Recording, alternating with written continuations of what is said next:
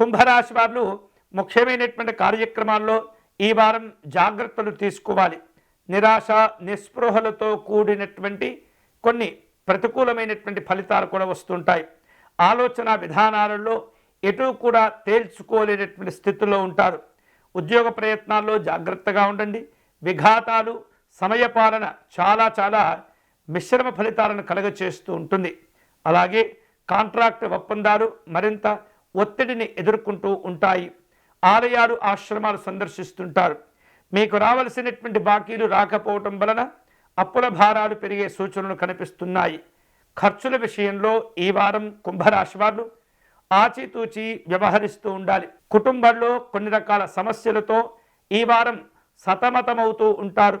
వ్యాపార కార్యక్రమాల్లో సాధారణ ఫలితాలుంటాయి. పెట్టుబడుల విషయాల్లో తొందరపడకూడదు. అలాగే ఉద్యోగపరంగా కొన్ని మార్పులు చేర్పులకు లోనవుతూ ఉంటారు.